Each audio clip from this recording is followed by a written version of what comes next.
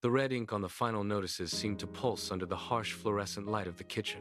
Noah stood motionless, his gaze locked on the stack of envelopes piled high on the island. Each one was a demand, a deadline, a closing door. He did not move to open them.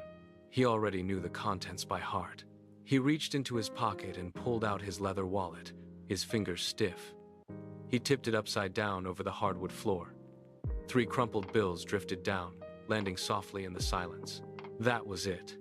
The entire sum of his remaining resources. He stared at the money, then back at the notices, the distance between the 2 numbers mocking him. The house felt smaller than it had an hour ago, the walls pressing inward with every rhythmic tick of the wall clock. He left the bills where they lay, scattered and useless. The investment he had poured everything into was gone, and with it, the safety he had taken for granted. He turned away from the kitchen, his boots heavy against the floorboards, and moved toward the desk. He sat down and reached for the laptop lid. The laptop screen flickered to life, casting a cold blue glow over his face. Noah tapped the trackpad, his movements deliberate and slow. The bank portal loaded, the white background blinding in the dim room. He stared at the balance, a single, hollow 0. He did not look away. He clicked the history tab, and the screen populated with a list of his failures. A string of overdraft charges, each one a testament to his own poor judgment. He scrolled further. Impulsive transfers to accounts that no longer existed, late fees that had compounded like interest on a debt he could never repay. Every line item was a decision he had made, a path he had chosen, a bridge he had burned. He hovered the cursor over a transaction from 3 months ago, the investment his father had warned him against. He clicked it. The details expanded, showing the exact moment he had signed away the last of his security. The guilt was not a sudden strike, but a slow, heavy weight settling into his chest. He read the history again, searching for a mistake he could blame on someone else, but found only his own name, attached to every error. He closed the laptop with a sharp, metallic snap. He stood up, his chair scraping harshly, and turned toward the hallway. Noah walked into the hallway, his footsteps echoing against the bare walls. He stopped before the mirror, the glass reflecting a face he barely recognized. He leaned in, his palms pressed flat against the cool surface, and stared into his own eyes. The silence of the house seemed to amplify the sound of his ragged breathing. He reached up, his fingers digging into the fabric at his neck.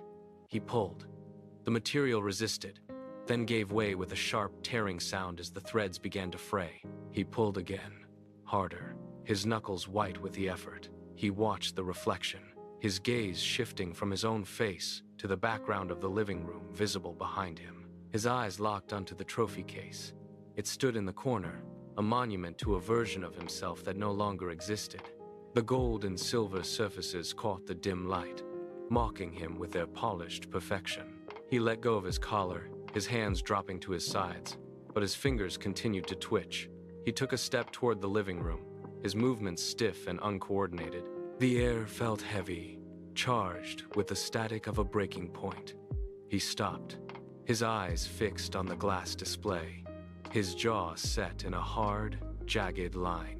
The reflection in the mirror was gone, replaced by the singular, burning focus on the awards that had once defined his life. Noah reached the side table, his hand wrapping around the heavy glass vase. It was cold, smooth, and solid. He did not hesitate. He swung it with a violent sweeping motion, the base of the vase connecting squarely with the display case. The sound was deafening, a sharp, high-pitched crack, followed by the cascade of splintering glass hitting the hardwood floor. He swung again, harder, until the frame was nothing but jagged teeth and empty space. He stood still, his chest heaving, listening to the final, rhythmic tinkling of shards settling into the silence. He stepped over the debris, his boots crunching on the broken fragments. He reached into the ruined case, his fingers brushing against the cold, hard surfaces of his past. He pulled out a gold medal, the metal biting into his palm. He held it up to the light, reading the name engraved on the surface. He did not linger. He walked to the kitchen, opened the lid of the trash bin, and dropped the metal inside. It hit the bottom with a dull, final thud. He stood there, his hands still trembling, looking at the empty space. Noah pulled the door open and stepped into the downpour. The cold rain hit his skin, sharp and immediate, washing away the heat of the house. He did not look back. He walked into the street, his boots splashing through deep, dark puddles that mirrored the black sky.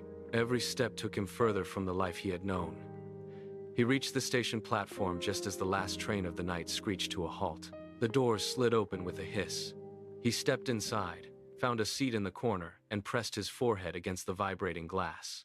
Outside, the city lights began to move, stretching into long gray streaks that bled into the darkness. He watched them fade.